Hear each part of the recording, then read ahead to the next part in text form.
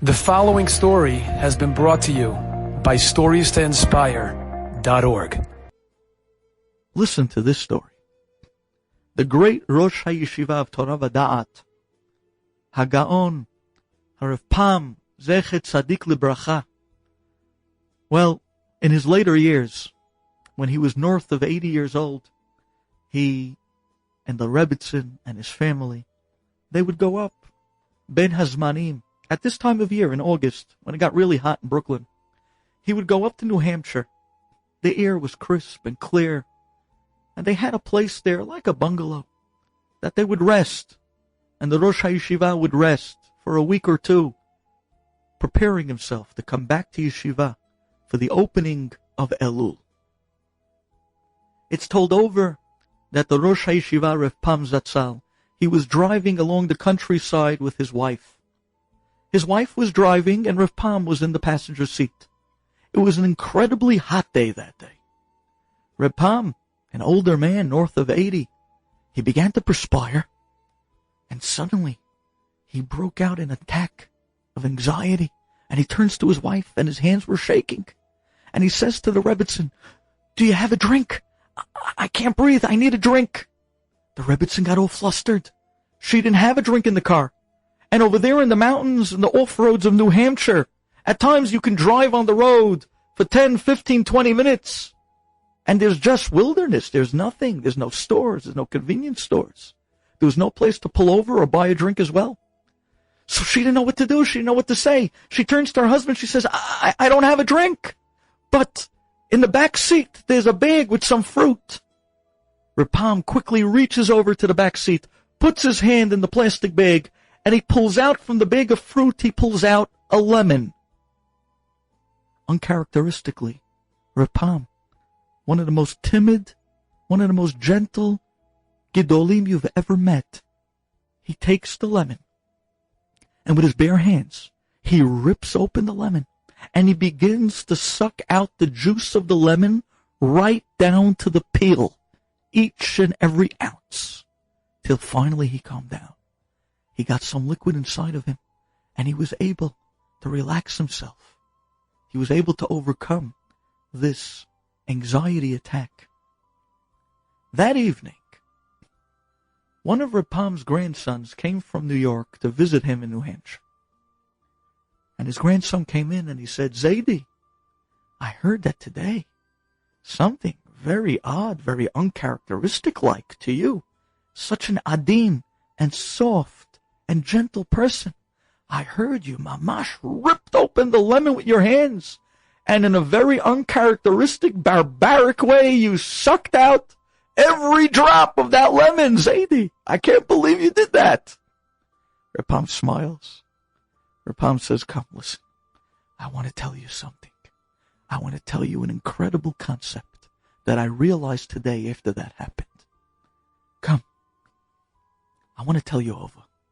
Many years ago, almost 60 years ago, I was a young man in Brooklyn, and one of the Gedolim, one of the great rabbis of New York, he was sick at the time, and he was in a hospital bed in New York City. I decided to go be Mevaker Cholim, Bikur Cholim. I went to visit this great rabbi in his hospital room, and I figured Bikur Cholim is not about balloons. It's not about teddy bears. It's about being able to go and give something to the sick person to alleviate a little bit of their pain, to set up their pillow in a position maybe they'll be a little bit more comfortable, to give them to eat. That's the real mitzvah of Bikur Cholim. So I decided I'm going to bring some food with me, some refreshing food. Like this, the rabbi that I'm going to visit, he'll have not just the hospital food, but maybe something from the outside that he can enjoy and appreciate. So Rav Pam went up to the hospital to visit this New York rabbi, and with him he had a bag of drinks, he had fruits, he had all different types of refreshments. He comes into the room, he sits down next to the rabbi's bed, and Rav Pam says over, he says, "I remember like it was yesterday, although it was 60 years ago. I remember looking into the sick rabbi's eyes, and talking to him, and just giving him a few minutes to listen of some old stories of the old country. And then I offered the rabbi some fruit, some refreshments, some food. And the rabbi said, no, thank you. I don't have any appetite. But let's talk over a little Torah. A little Torah. Give me a pshat. Give me something. That to Talmidei Chachamim is the great nourishment of food that can take the most sick and depressed and put the healthiest smile on their face. And they began to talk about Torah. And then after that, the Rav turns to the younger of Palm and he says to him, you were mechayah me. You gave me hayut. You gave me life through your Torah. Well, Rapam was about to leave. And then he looks in the other bed in the room. And he sees that there's an old Jew there. Maybe a survivor of World War II. And he walks up to the old Jew's bed. And he felt a little bad that he was ignoring him till then. And he turns to him and says to him, can I get you something? How are you feeling? And he sees that the man starts pointing to his mouth. And he says, Rapam didn't understand. What was he talking about? Again the man says, And he realizes that he was a mute. He lost his ability to speak. And he couldn't share with anybody what he wanted, what he needed. So Rapam didn't know what to say. Finally, the man points to the bag that Rapam was holding. Rapam hands him the bag. The man quickly sticks his hand in the plastic bag, and he pulls out a lemon. And the man rips open the lemon, and he begins to suck out every last drop of that lemon, till the peel. And Rapam realized that this poor man, because he was a mute, he couldn't tell anyone that he was dying for a drink. He couldn't tell anybody that his lips were parched, his throat was dry. He couldn't speak, he couldn't talk, and he couldn't get out of his bed either. So he was suffering. Rapam realized that that lemon was mechayeh this man and gave him a drink at the moment that he so desperately needed it. Rapam said that day he walked out of that hospital young, 17, 18, 19, 20 years old, thinking to himself, I visited that rabbi from Brooklyn, and I gave that poor Jewish man a drink when he needed it, off the juice of that lemon.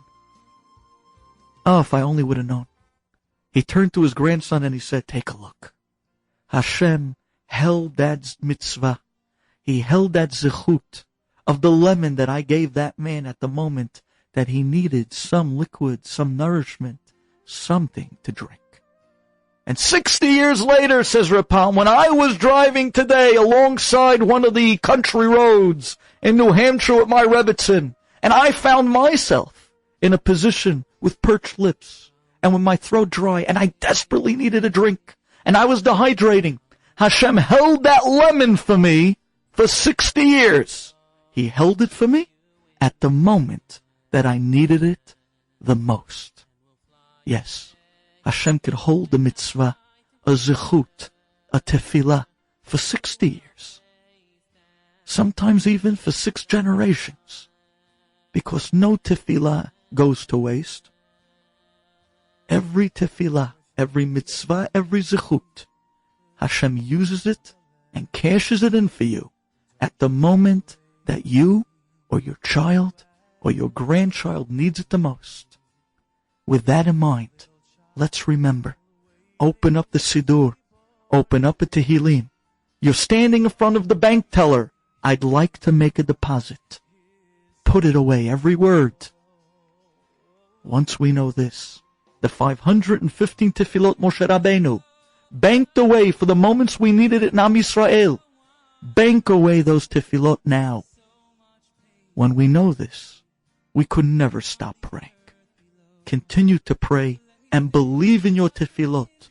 And may Hashem bring those tefillot together finally and allocate them for the Geula Shelema, for Mashiach Tzidkenu. Enjoyed this story? Come again. Bring a friend. StoriesToInspire.org